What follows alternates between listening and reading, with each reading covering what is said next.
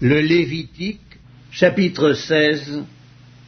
L'Éternel parla à Moïse après la mort des deux fils d'Aaron, qui moururent en se présentant devant l'Éternel. L'Éternel dit à Moïse, « Parle à ton frère Aaron, afin qu'il n'entre pas en tout temps dans le sanctuaire, au-dedans du voile, devant le propitiatoire qui est sur l'arche, de peur qu'il ne meure, car j'apparaîtrai dans la nuée sur le propitiatoire. Voici de quelle manière Aaron entrera dans le sanctuaire.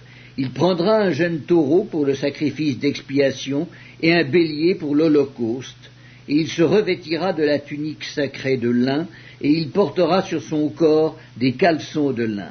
Il se ceindra d'une ceinture de lin, et il se couvrira la tête d'une tiare de lin. Ce sont les vêtements sacrés dont il se revêtira après avoir lavé son corps dans l'eau. Il recevra de l'assemblée des enfants d'Israël 2 boucs pour le sacrifice d'expiation et un bélier pour l'holocauste. Aaron offrira son taureau expiatoire, et il fera l'expiation pour lui et pour sa maison. Il prendra les 2 boucs, et il les placera devant l'Éternel à l'entrée de la tente d'assignation. Aaron jettera le sort sur les 2 boucs, un sort pour l'Éternel et un sort pour Azazel. Aaron fera approcher le bouc sur lequel est tombé le sort pour l'Éternel, et il l'offrira en sacrifice d'expiation.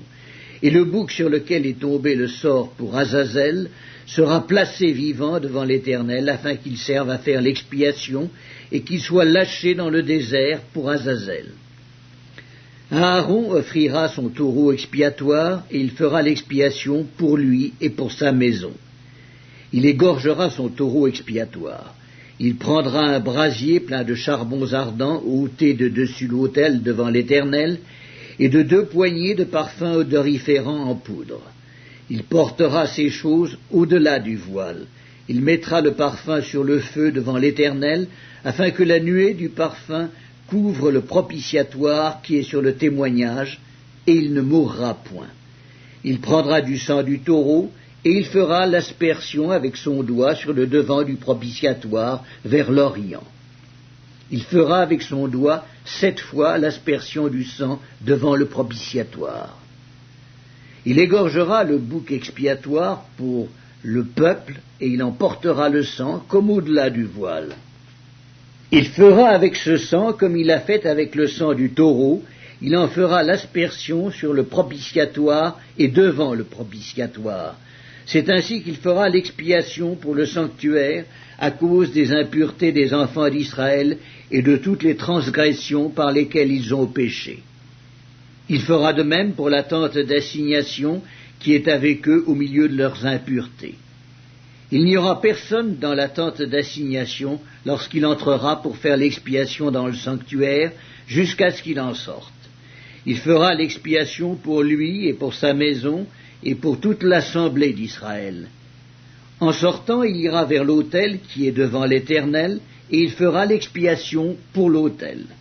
Il prendra du sang du taureau et du bouc, et il en mettra sur les cornes de l'autel tout autour. Il fera avec son doigt 7 fois l'aspersion du sang sur l'autel. Il le purifiera et le sanctifiera à cause des impuretés des enfants d'Israël. Lorsqu'il aura achevé de faire l'expiation pour le sanctuaire, pour la tente d'assignation et pour l'autel, il fera approcher le bouc vivant. Aaron posera ses 2 mains sur la tête du bouc vivant, et il confessera sur lui toutes les iniquités des enfants d'Israël et toutes les transgressions par lesquelles ils ont péché. Il les mettra sur la tête du bouc, puis il le chassera dans le désert à l'aide d'un homme qui aura cette charge. Le bouc emportera sur lui toutes leurs iniquités dans une terre désolée. Il sera chassé dans le désert. Aaron entrera dans la tente d'assignation. Il quittera les vêtements de lin qu'il avait mis en entrant dans le sanctuaire, et il les déposera là.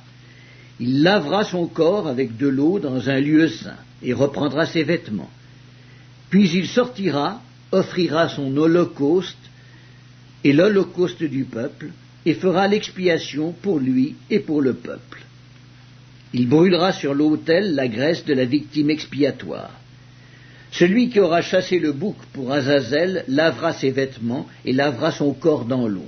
Après cela, il rentrera dans le camp.